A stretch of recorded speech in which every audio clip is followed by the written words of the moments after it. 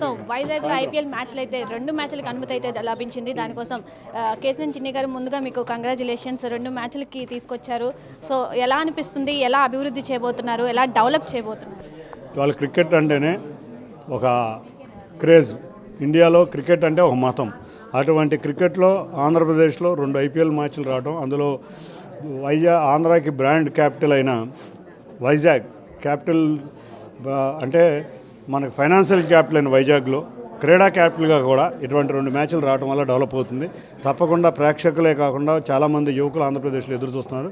చాలా అద్భుతమైన మ్యాచ్లు అయితే వైజాగ్లో జరగబోతున్నాయి. చూడడానికే కాదు, ఆడటానికి కూడా చాలామంది వెయిట్ చేస్తూ ఉన్నారు.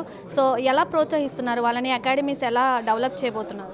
రాబోయే కాలంలో రాష్ట్రంలో 3 ప్రాంతాల్లో 3 అకాడమీలు పెడతాం. అంతేకాకుండా గ్రామీణ ప్రాంతంలో అన్ని చోట్ల క్రికెట్ గ్రౌండ్స్ ఉండే విధంగా కృషి చేయబోతున్నాం. ఎక్కువ మంది మా టార్గెటే రూరల్ క్రికెట్. మా యొక్క క్యాప్షనే క్లీన్ అండ్ రూరల్ క్రికెట్. కాబట్టి ఈ 2 క్యాప్షన్స్ ముందుకెళ్లే విధంగా వచ్చే 4 సంవత్సరాలు అన్ని రూరల్ ప్రాంతాల్లో అన్నింటికి క్రీడా ఫెసిలిటీస్ ఉండే విధంగా కృషి చేయబోతున్నాం. పర్టికులర్గా మీకు పర్సనల్గా క్రికెట్ అంటే ఎలా ఇష్టం? ఎప్పటి నుంచి మీరు ఎప్పుడైనా ఆడారా? చిన్నప్పటి నుంచి కూడా క్రికెట్ అంటే ఇష్టం లేని వాళ్ళు ఎవరన్నా ఉంటారా? క్రికెట్ అంటే క్రేజ్ లేని వాళ్ళు ఎవరన్నా ఉంటారా? దేశంలో ఉన్న ముసలా కాడి నుంచి చిన్న పిల్లల వరకు క్రికెట్ అంటే క్రేజు. చిన్నప్పటి నుంచి క్రికెట్ ఆడాం కానీ మేమేమి రంజీ ప్లేయర్లో లేకపోతే ఇంకోటి అని నేను చెప్పను. తప్పకుండా క్రికెట్ అనేది ఎన్నో చిన్నప్పటి నుంచి కూడా అభిమానం. కపిల్ దేవ్ గారు 175 కొట్టిన కాడి నుంచి వాళ్ళ క్రికెట్ అనేది ఇండియాలో ఒక మేనియా అయిపోయింది.